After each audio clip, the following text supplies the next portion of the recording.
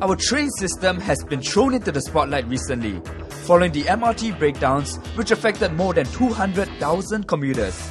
The most serious series of disruptions in the MRT's 24-year history. Many complain about the way SMRT handled the situation and compared it to other countries like London and Japan, where train breakdowns are more common but better managed. In this special report, we speak to foreigners from various cities as well as Singaporeans who have experienced the train systems in other countries and ask them to compare it with our MRT system here. Were Singaporeans overreacting? How should SMRT have handled the situation? First up, we speak to Sidra Arif, who was working in London for 6 years before moving to Singapore 3 years ago. Being used to delays and breakdowns on the London Tube, what did she feel about the public sentiment towards the MRT breakdowns here? From my own perspective, I felt it was a bit of an overreaction because coming from London, where we are used to the tube being delayed, to the tube breaking down, we just accept it as part and parcel of the statistical factor of running a transport system, that at some point, there are going to be delays, there are going to be breakdowns. So I did feel that people's reaction to it was a little bit over the top, and especially as, there are other ways and means of getting to places in Singapore. It's a geographically small place. You can get the bus, you can get the train, you can walk. So it's not the worst case sort of scenario, whereas if you live in a huge city where there is no other option. The one sort of inconsistency I noticed in the public's reaction to the breakdown on the MRT was the fact that in some sectors, for example, in the hospitality sector, in restaurants, the Singapore service actually falls, I would say, beneath the average international standard.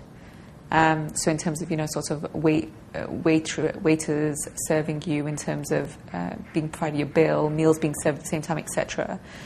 But yet Singaporeans don't complain about that. But the reaction to the one breakdown on the tube network was very, very different. And I just wondered why that was. And, as you said, I understand that partly that's because that's the way it's always been. And maybe that's why in London we're so used to the tube breaking down, because that's the way, in our living memory, the way it's always been, and so we just accept it for what it is. Right. So maybe the tip to SMRT is don't give good service, give them bad service, and then when you give them good service, they'll be like applauding you, yeah. On the 15th of December, a 5-hour breakdown on the North-South line during rush hours affected 127,000 passengers, including 1,000 trapped in each of the 4 trains that stalled. The lack of proper announcements incensed many of the commuters. Breakdowns are a lot more frequent in a system like the system in London, because it's a lot old. It's a much, much older system than the Singapore system. It's a much larger system. And so in a way, they've had a chance to practice a response, whereas in Singapore, there hasn't been that opportunity to practice, well, what kind of response, how do we deal with this? And as with anything, I think if people have information, if they're told, this is what's going on, this is what we're trying to do to fix it, please don't worry, please don't panic, we'll try and get you out of here as soon as possible, people are generally quite understanding.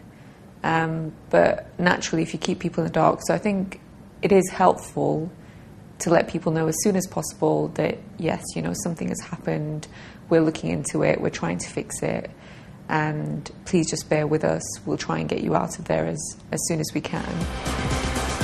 And how does our train system measure up to the one in London? I think if you compare it to the London system, the Singapore system is actually, it's very efficient, it runs well, trains come on a regular basis, they're clean, the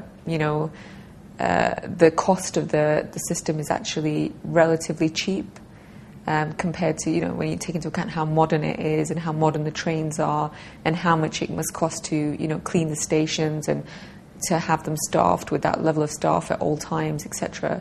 So I think on the whole, the Singapore system in many ways has a lot of advantages of the London transport system. And this is maybe that's what makes this anomaly even more, sort of stand out even more and make in people's minds and make them even more sort of feel very upset about it and angry about it. So the former London expat thinks we Singaporeans are way too critical of our train system.